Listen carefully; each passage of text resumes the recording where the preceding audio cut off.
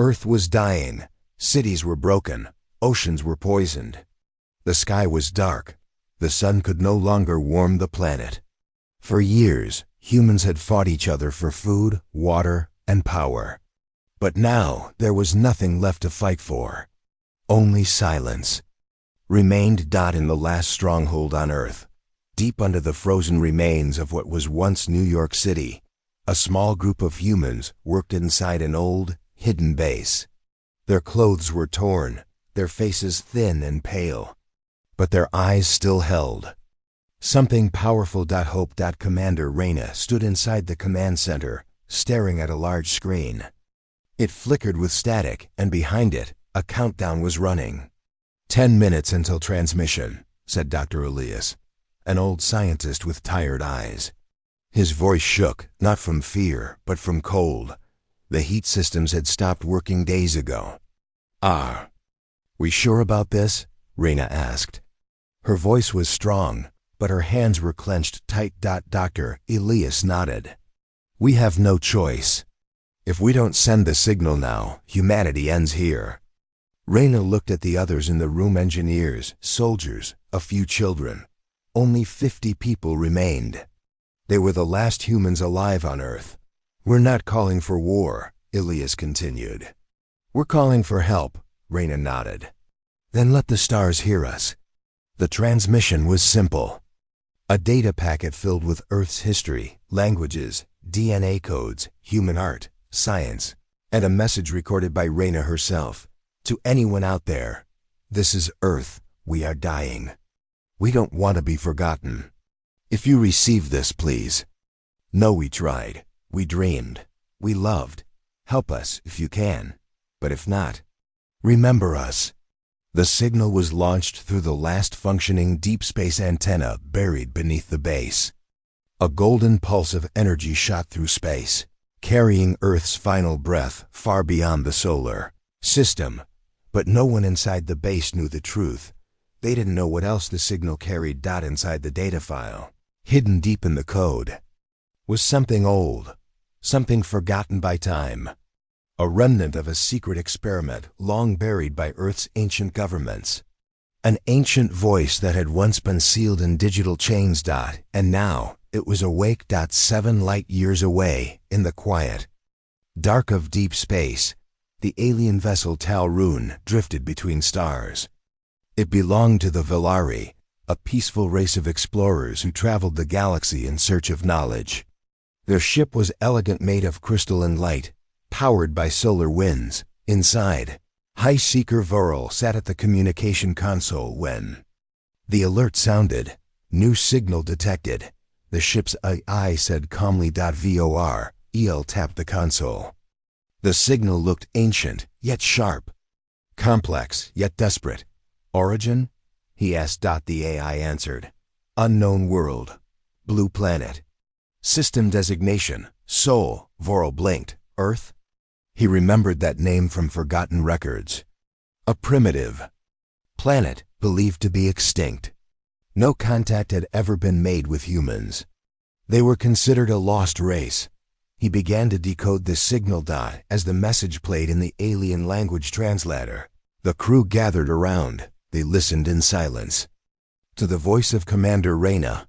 Help us if you can. But if not, remember us. The words touched them. She sounds like us, whispered Seer Vala, another Velari. Sad. Alone. Vorel looked at the data file. So much knowledge and so much pain. But then he paused. There was something strange. A section of the file that resisted translation. It moved like it was alive. The eye tried to contain it, but it spread fast, crawling through the ship's systems. Suddenly, the lights flickered. A shadow passed over the glass-like walls of the ship. Then they heard it. A voice, not spoken, not heard, felt. You called me. Vorel stood frozen. That wasn't from the signal. That was inside my mind. The ship shook. The stars outside grew dim. And for the first time in Velari history, their ship changed direction, heading toward Earth. Not to help, but to understand what had been awakened. Back on Earth, 5 days after the signal was sent, power across the base began to fail. Lights went out. Doors stopped opening. The food machines shut down. But something else was happening too. People began hearing whispers. At first, they thought it was just stress or hunger. But the whispers grew louder each night. They came from the walls, the air vents, even their dreams. Dr. Elias was the first to understand. He found Raina near the main control room, drawing strange symbols on the floor with chalk. She looked at him, confused. Did I do this? He didn't answer. He didn't need to. He had drawn the same symbols in his notebook the night before. They were identical. What's happening to us? Raina whispered. Elias looked up at the ceiling. He had a feeling it wasn't the stars answering them. It was something behind the stars. We didn't just send a signal, he said. We opened a door. On the moon's far side, the Velari ship Talrun entered Earth's orbit quietly. It didn't send a greeting. It didn't land. It simply hovered. Behind the moon, watching, scanning, waiting. Inside, chaos had already begun. The crew had started hearing things. Some cried. Some screamed. One walked out the airlock without a suit. Varl stood alone in the observation chamber, staring at Earth. It's beautiful, he whispered. But wrong. He saw movement clouds spinning too fast. Shadows stretching across. Oceans. Cities glowing even though they were abandoned. And then he saw something that should not exist. A shape. Beneath the Antarctic ice. It was massive, larger than any creature known. Its body was buried, but its eye, one massive glowing eye, was open, looking at him. Meanwhile, in the base, Raina gathered the survivors. We need to leave, she said. To where? Someone asked. Raina pointed upward.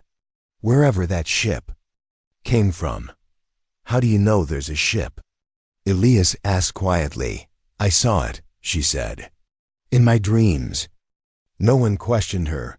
They all felt it too. Something had changed. The base's computer, which had been dead for days, suddenly turned on by itself. The monitor blinked. A new message appeared on screen. You reached into the dark, and the dark answered. Final scene above Earth. The Velari ship's alarm screamed. Something was rising from Antarctica. The ice cracked. Water exploded upward. A spire made of black stone and fire burst through the surface. From within it, the ancient entity began to awaken. It did not have a name, not one that could be spoken. But long ago, before even humans remembered, it had been sealed away by Earth's first civilizations. Now, free again, it stretched its mind across the stars. Searching, calling, and waiting. The alien ship Talrun hovered quietly in orbit behind Earth's moon. Its smooth crystal surface shimmered in the dark, unseen by human eyes. But inside, things were far from calm. High Seeker Vorel stood in the control chamber, his long fingers shaking slightly over the command console. Around him, the ship's lights flickered. Strange static crawled across every screen. The IS voice, once calm and perfect, now stuttered with glitches. Signal corrupted. Pattern breach. Mind echo detected. Vorel turned to his second in command. Seer Vala. Her skin was pale blue, and her wide eyes were full of fear. Something is inside the system, she said. No, Vorel replied, voice low. It's inside us. Ever since they received the human signal, things had gone wrong. Not just machines, but dreams, thoughts, memories. The crew no longer felt alone in their minds. It was as if someone else had taken a seat in their thoughts and started whispering. Vala looked at the spinning blue planet below. Earth is haunted. 1 hour earlier, inside Talrun's lower deck, Scroomber Larrick walked through the corridors of the ship. He didn't speak. His eyes stared straight ahead. He carried no tools. His uniform was torn. Larrick, respond. A voice called through the cum. He didn't answer. Inside his mind, he heard one thing. A voice not Vilari. Not human. It was cold. Ancient. You are hollow. Let me fill you. Larrick reached an airlock. He opened it. No suit. No helmet. Just space. And he stepped out into the void. On Earth. The base under New York. Commander Reyna stood in the command room with Dr. Elias. The rest of the survivors were huddled in the main tunnel, waiting. Power was failing again. The walls shook as if the Earth was breathing slowly. We need to leave, Elias whispered. There's nowhere to go. Reyna replied, not unless they bring us. Elias pointed to the monitors. One showed a strange shape behind the moon. It was the Vilari ship, half-cloaked, but still there. They heard us, Elias said. And now they're watching. Reyna stared at the screen. What are they waiting for? Before Elias could answer, the screen turned black. Then a new image appeared. An alien face. VLAR. It was Vorel. He looked tired, eyes wide with confusion. And pain. Humans. This is High Seeker Vorel. We received your message. We came to help. But something terrible was inside your signal. What have you done? Reyna leaned forward. We didn't send it. Not all of it. Vorel paused. What do you mean? Reyna swallowed. Something old. Something our ancestors locked away. It hijacked our signal. The Vilari's eyes grew darker. It's already in my ship. He sighed. I lost 2 crew. One walked into space. The other keeps carving circles into the walls. Reyna nodded. Then it's already begun. Inside Tal'Run's bridge, Vorel ended the transmission. He turned to his crew. Many were shaking. Some whispered to themselves. One kept drawing strange shaped circles inside circles. He gave the order, prepare to leave orbit. But the ship did not move. Engines offline, the AI stuttered. Navigation failure. Gravitational interference, unnatural source. Vala turned to Vorel. We're trapped. Then the lights flickered again, and a deep hum filled the ship. Not a sound. Presence. The crew dropped to their knees. One by one, their minds began to bleed. The vision each Vilari crew member saw the same thing. Flashes of Earth, but not the Earth of now. An older Earth, covered in darkness. Ruled by fire, massive towers of black stone stretched into the sky. Cities filled with creatures, not quite human, bowed before a great figure. It had no face. Only burning light. It spoke one word into all their minds. Remember. Back on Earth, the truth revealed. Elias opened a hidden archive buried deep inside the base's data core. It was sealed by military code, but the signal had unlocked it days ago. Reyna read the first line aloud. Project Monad, Global Unity Initiative, year 2083. She scrolled down. Diagrams, coordinates, a strange map of Antarctica, symbols. In ancient languages, warnings. One document read, entity discovered beneath polar ice, non-physical, feeds on thought, fear, violence, contained using psychic dampening field. Do not attempt communication. Elias looked at her. They found it years before the wars, before the fall. They sealed it in ice. Buried the truth. When our last message went out, it rode the signal like a parasite. Reyna clenched her jaw. So we didn't just call for help, we spread the infection. On Tal'Run, descent begins with engines disabled, the Vilari. Ship began to fall slowly into Earth's upper orbit. Vorel struggled to maintain order. Seer Vala screamed, pointing at the central display. The ship's sensors showed something rising from Earth's south pole. It wasn't a ship. It was a spire, a tower made of dark stone, pushing through the ice like a knife. It pulsed with red light. Is that a weapon? Someone asked. No, Vorel whispered. That's its body. The eye tried to respond, but instead of words, it began to chant. You called. I came. You begged. I answered. You feared. I grew. Emergency contact. Reyna's screen lit up again. Vorel appeared, sweat dripping from his face. "You were right," he said. "It's alive, it's ancient. It's not just from your planet, it owns it." Reyna's voice was calm. "We tried to warn you.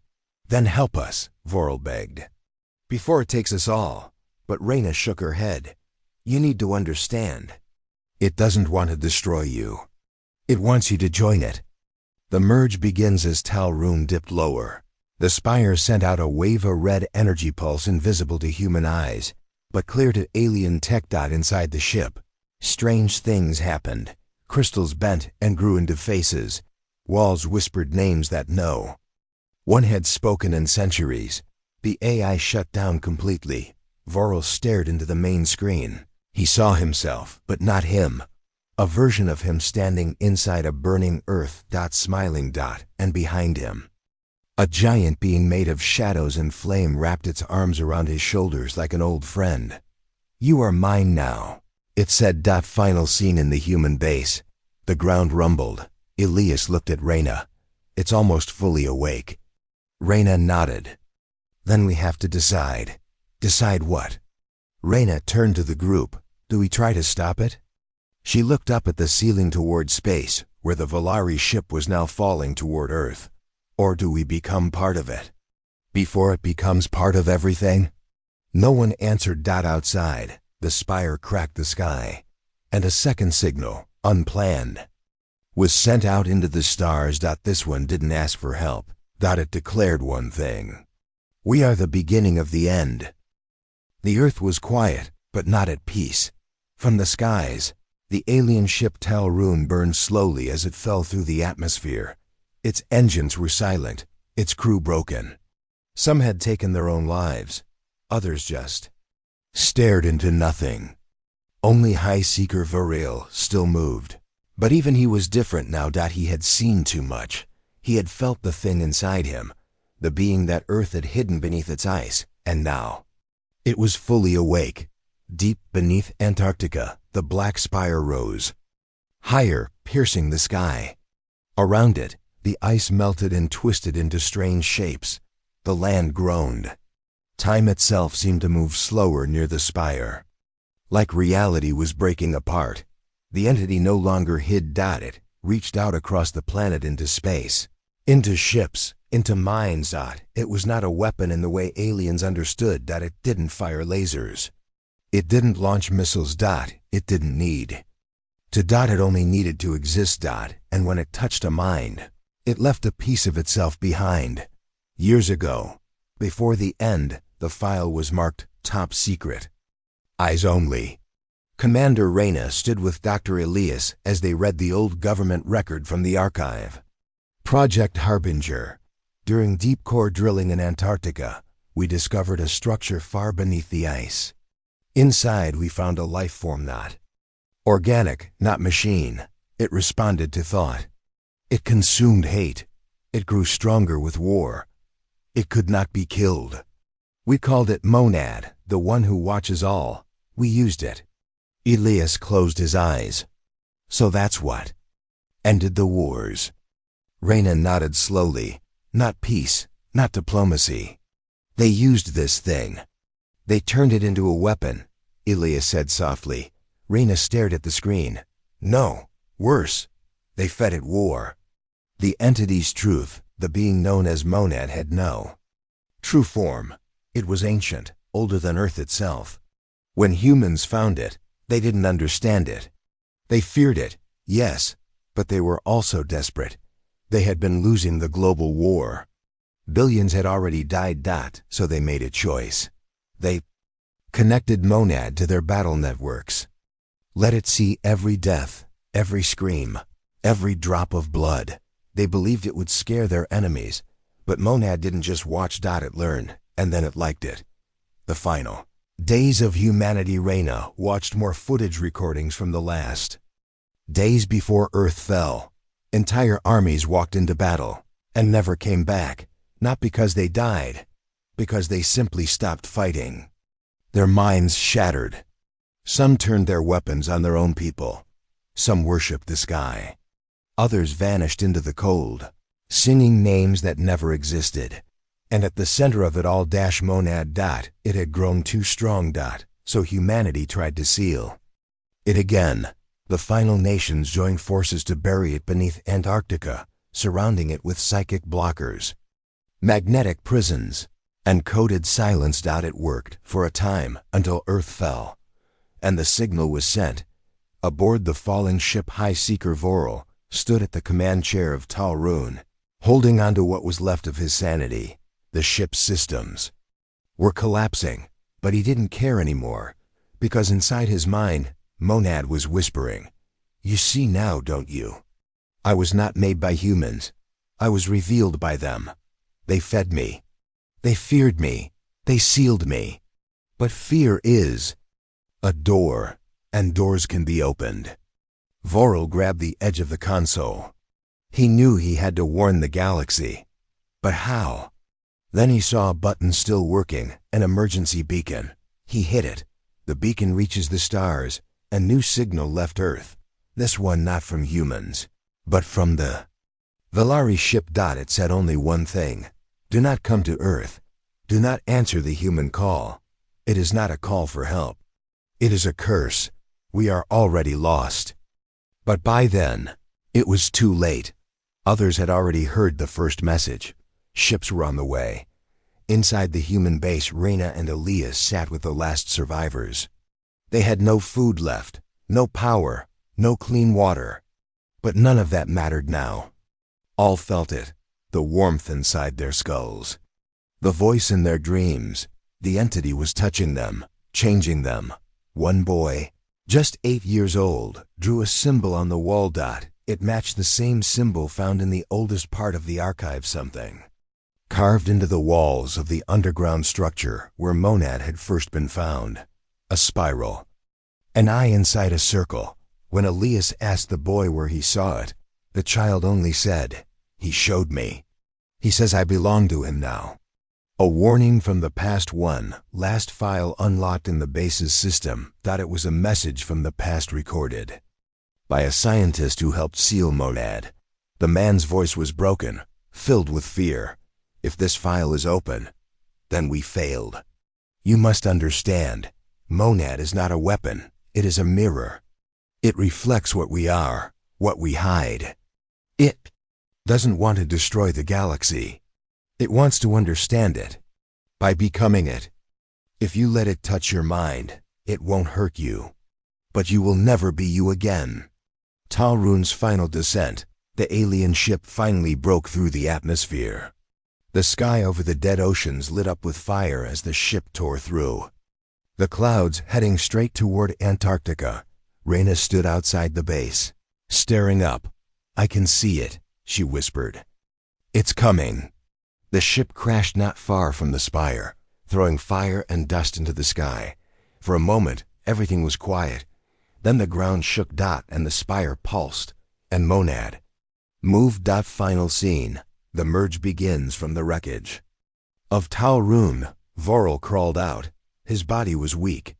His mind was almost gone. But his eyes were glowing. Behind him, the rest of the crew followed. They looked human now, part human, part Velari. Their skin changed. Their voices echoed. Monad had used their minds to build something new. Something not Velari, not human. Something beyond both. Vorel spoke, but it was not just his voice. It was many voices. Thousands. He pointed at Reyna. "Come," he said. "You called me. Now become me." The alien ship Talrun was gone. Its body lay broken near the black spire in Antarctica. What had once been a shining vessel of crystalline light was now twisted metal and fire, half swallowed by the snow. But the horror did not end with the crash. The crew of Talrun had survived, but they were no longer Veli. No longer alien. No longer themselves. The awakening of the changed High Seeker Vorel stood at the edge of the wreckage. His body trembled, but his mind felt clear, too clear. He could hear things now. The ice moving below. The stars breathing above. The thoughts of every living thing nearby. Behind him, the rest of his crew walked slowly across the frozen field. Their eyes were glowing faint red. Their hands moved like puppets on strings.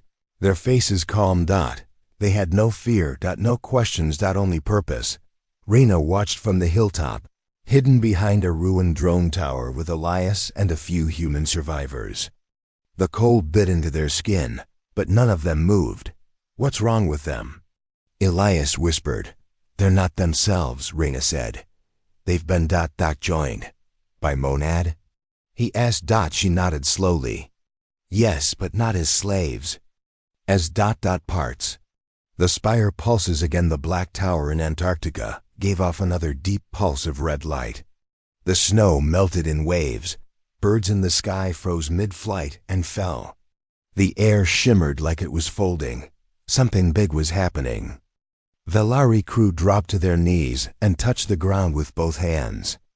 In unison they whispered, "We understand now. We were always meant to be more." Vorel raised his eyes to the spire.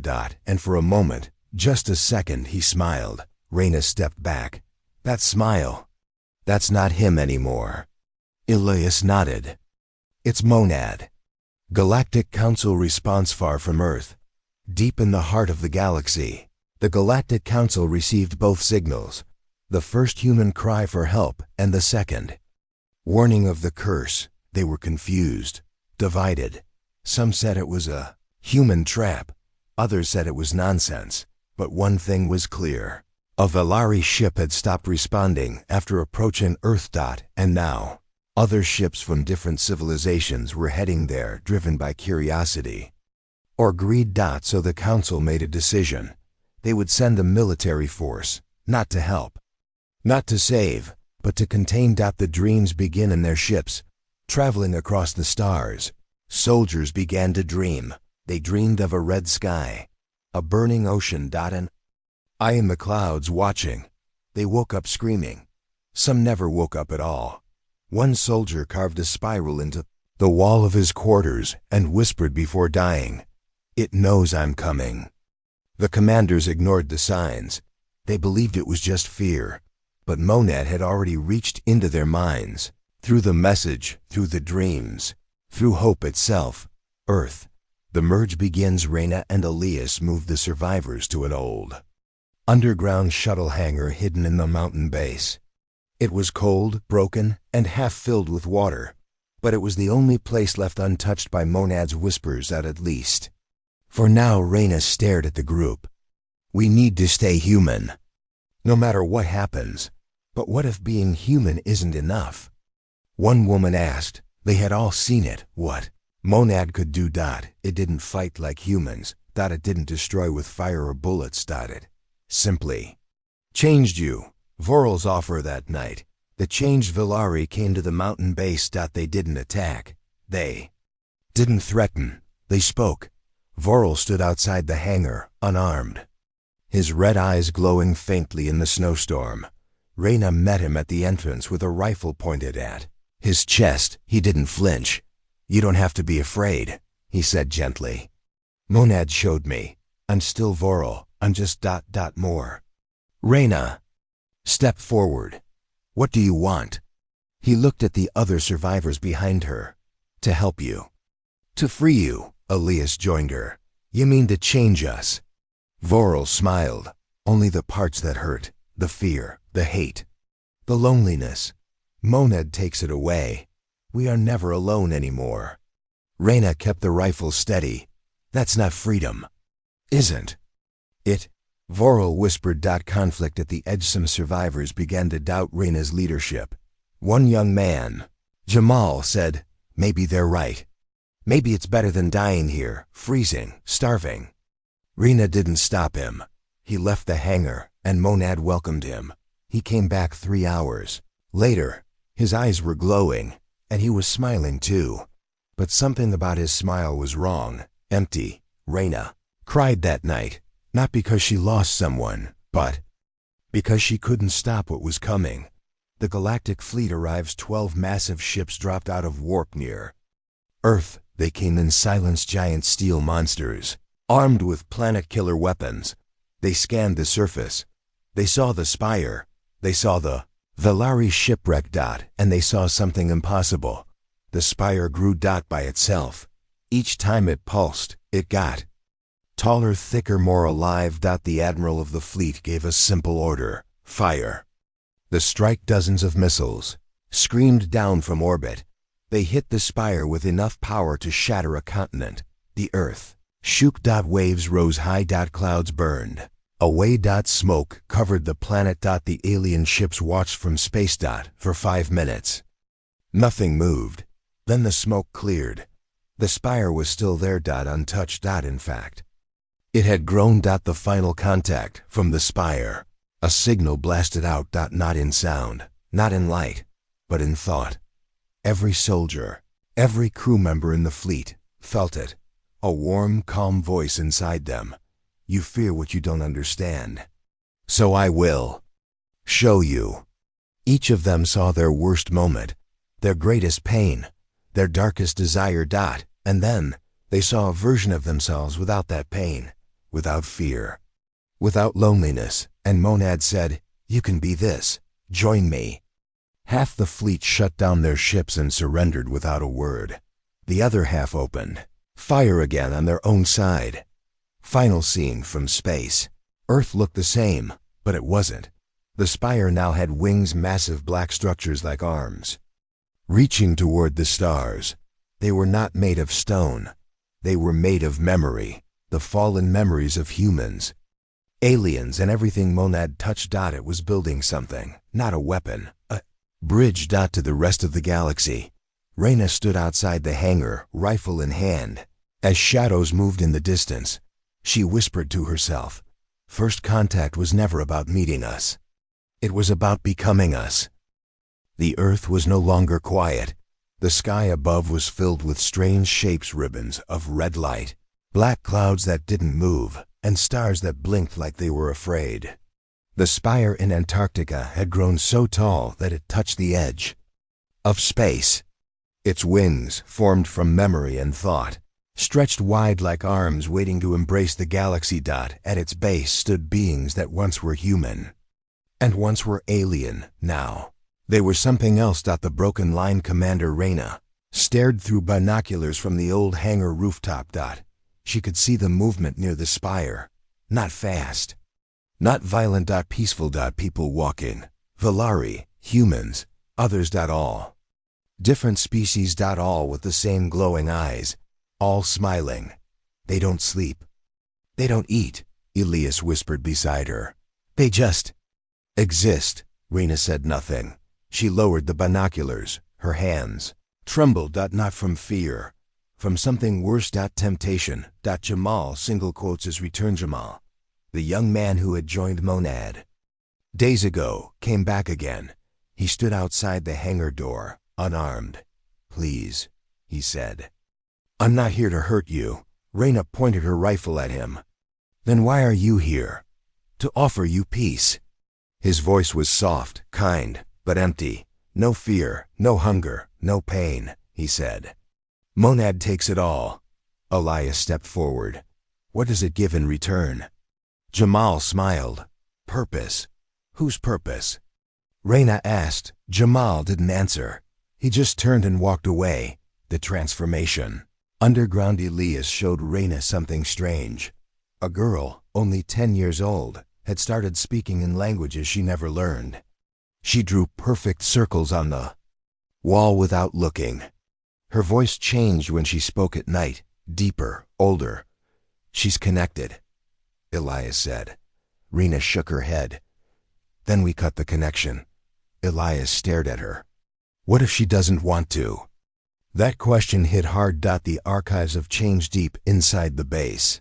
Elias found something in the last locked archive, something old, something forbidden.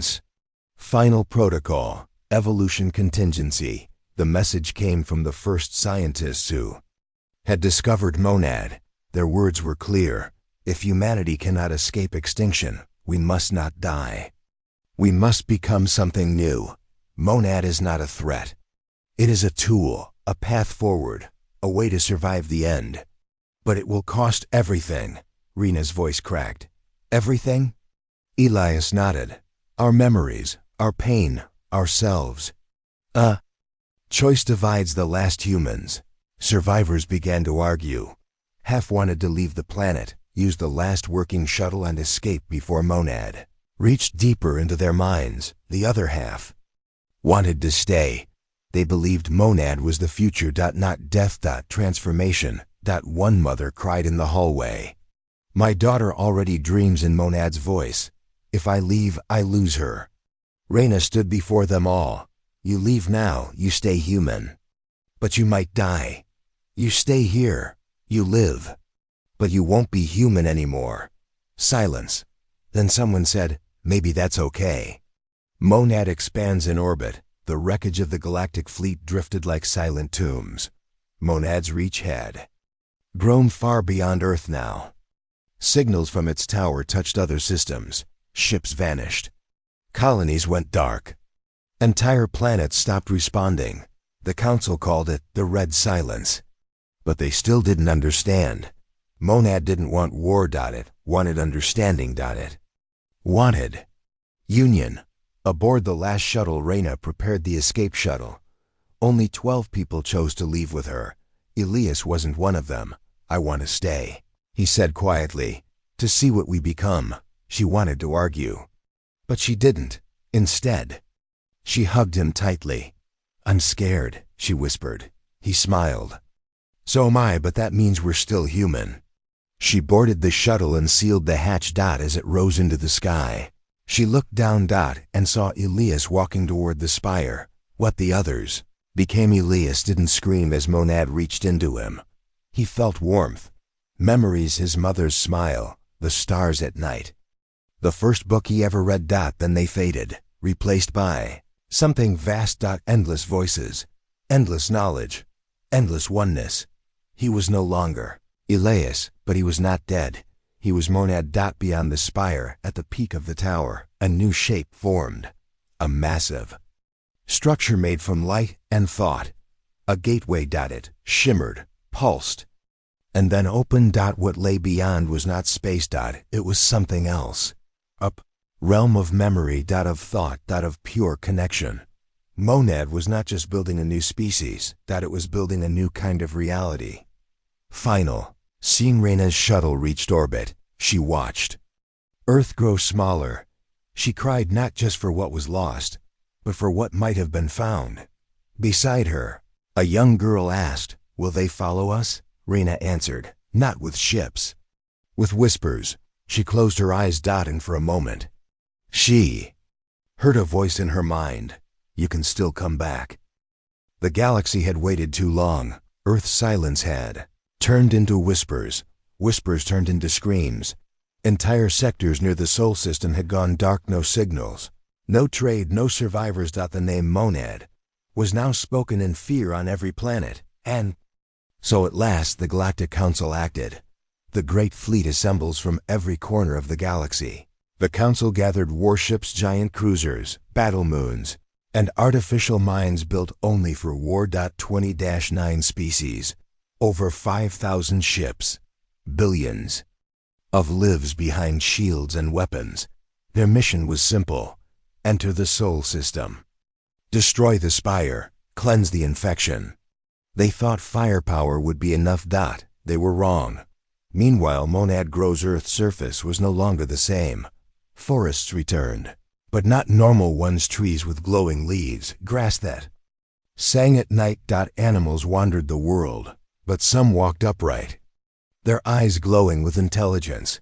People still walked the earth, but they were no longer just human.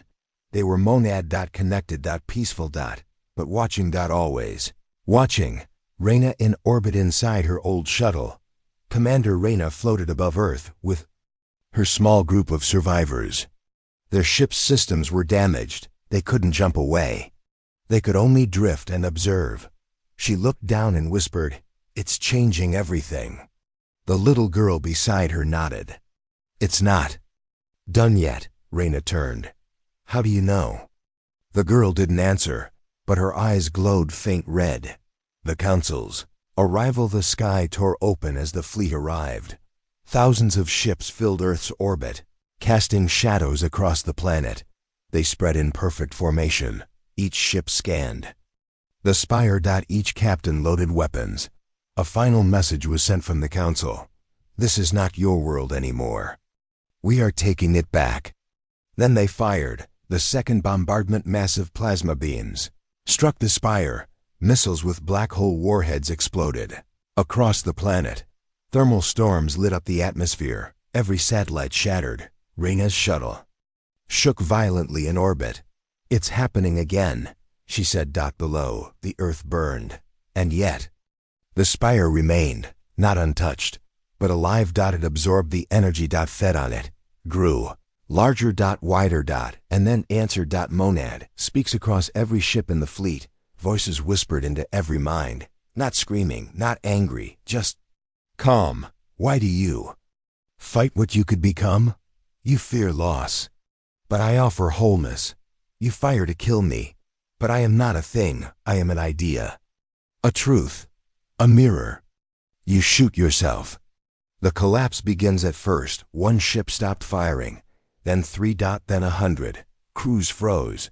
Soldiers dropped weapons and stared at nothing. One commander shouted orders, but his officers were already carving spirals into their skin. Another crew jettisoned their captain into space. One by one, ships turned. Not toward Earth. But toward each other, firing at allies. Firing at the Council's command vessel. In less than 1 hour, half the fleet was gone. The rest were no longer under Council control. They were Monad now. Emergency response fails. A backup fleet tried to retreat and send warning to the galaxy, but the jump gates stopped. Responding, one admiral screamed, "We've lost jump capability. The gates won't open." Reina, watching from orbit, whispered, "The spire. It's jamming space itself." Elia's voice echoed in her memory.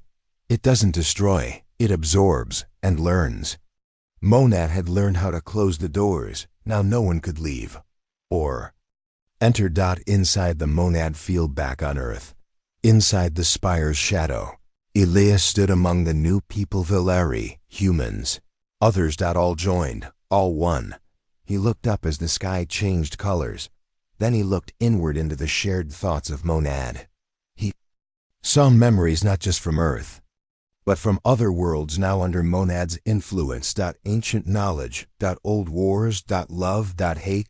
Peace. He smiled, not because it was beautiful, but because it was endless. The Council's last move in a hidden chamber aboard the last command ship. The Council initiated Protocol Omega. A planet cracker, a final weapon capable of breaking Earth into dust. The device charged. The timer counted down. 10, 9, 8. But before they could launch it, Monad whispered to them. Just one word. Home. And they stopped, not from force, but because the word meant something. Each of them saw their first home: mother, father, child, friend. They dropped their weapons and wept. Then, one by one, they walked out of the control room. Smiling. Final scene. Earth was quiet again. The spire stood taller than ever. Above it, the sky shimmered not with stars, but with thought. Monad was no longer just on Earth. It had spread into the minds of ships, soldiers, civilians across the galaxy. It wasn't war. It was transformation. And soon, everyone would face the same choice: join, resist, or vanish. It began with whispers. Now it was everywhere. Not a virus, not a weapon, not a war. It was a thought, a single perfect idea that passed from one mind to another. No pain, no death, no resistance. Only a simple promise: you are not alone. And the galaxy listened. Earth, the new center of the spire in Antarctica, had changed. It was no longer just stone and shadow. Now it pulsed with golden light, like a heartbeat. Wings of memory stretched from it like arms across the sky. They shimmered with the thoughts of millions. Valeri, humans, soldiers, workers, children. All now part of Monad. And all at peace. On the surface, the air was calm. Plants grew faster. The oceans healed. Even extinct animals returned, rebuilt from old memories and DNA. But most important of all, there was no fear. Reyna watches the end of one world. Commander Reyna still sat in her shuttle, orbiting Earth. Her small crew remained silent. They had watched the Council fleet fall.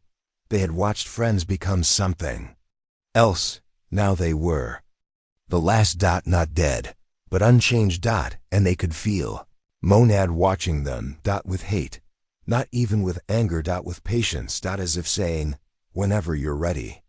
Reyna closed her eyes. She saw a memory, dot, her mother's voice, her father's laughter, her sister's smile, all things she had buried deep. Monad had found them, dot, it showed her, dot, and offered her more.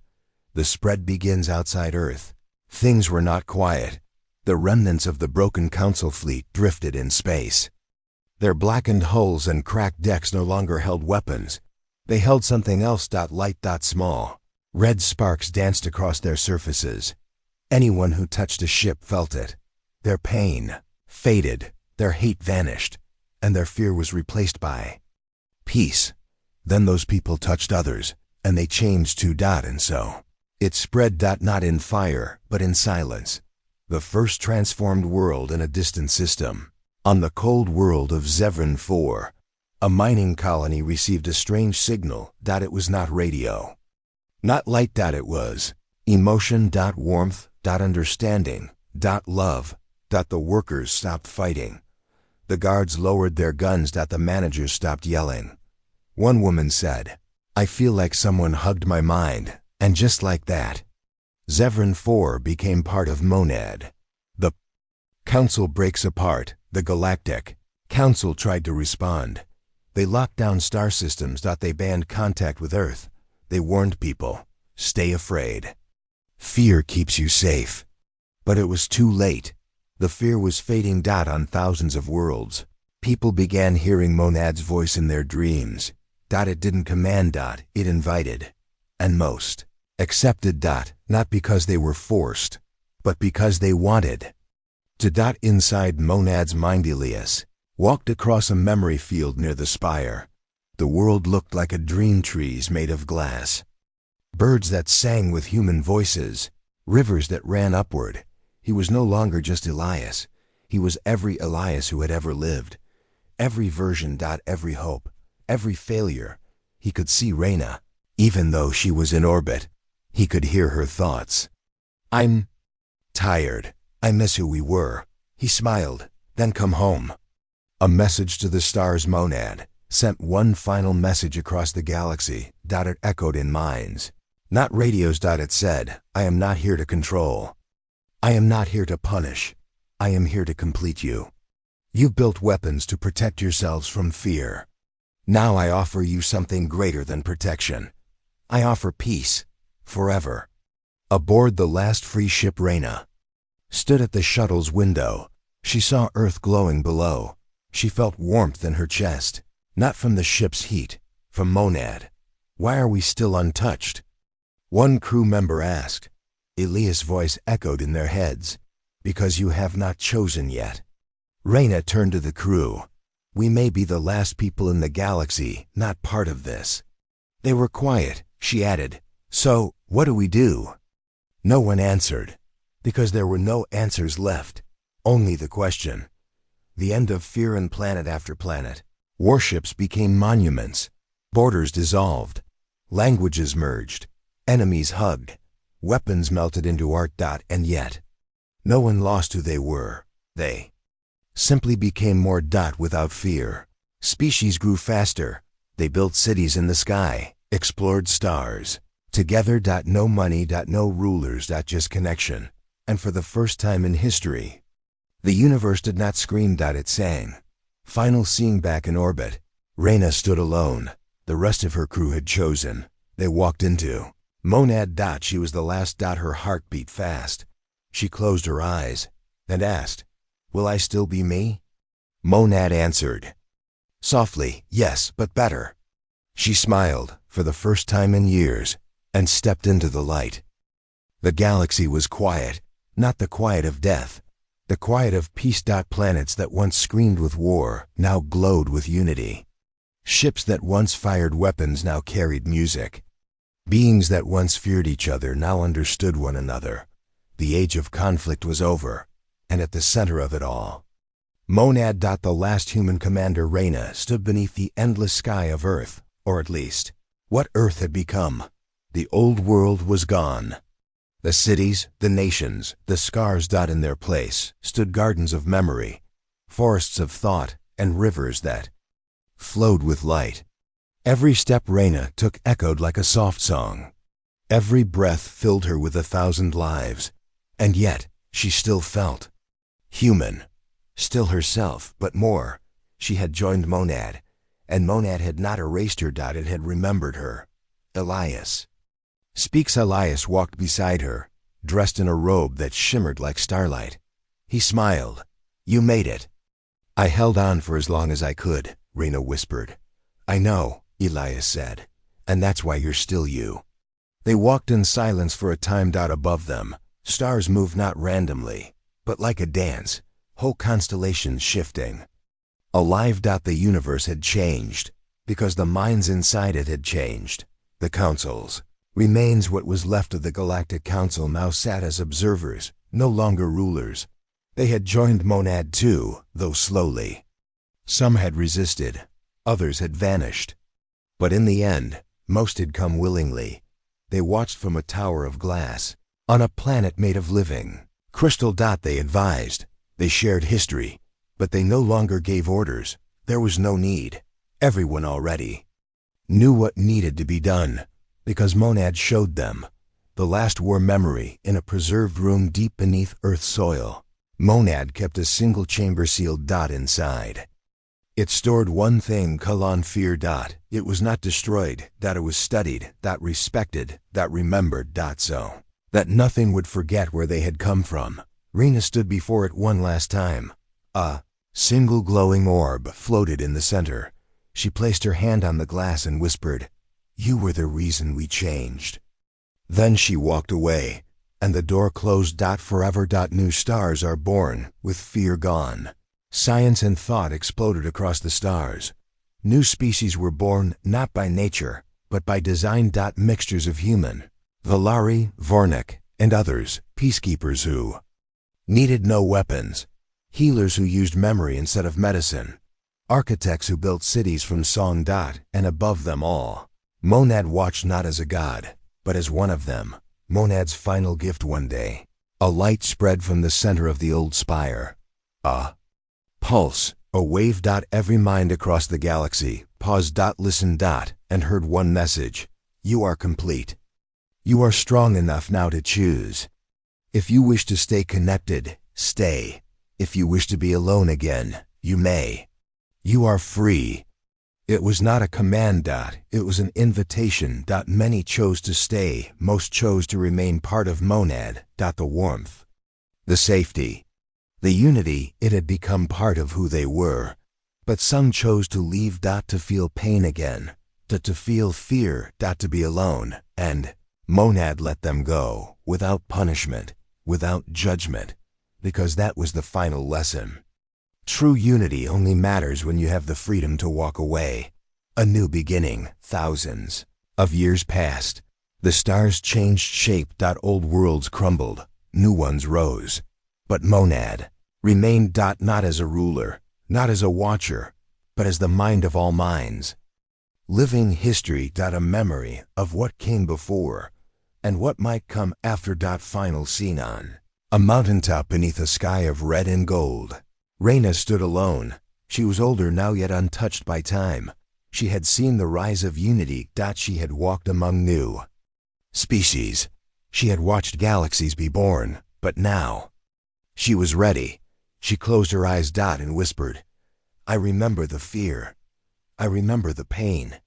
But more than anything, I remember the choice. And then she became light, and the last fragment of old humanity merged, willingly, with the infinite, one mind, one galaxy, one future. The end.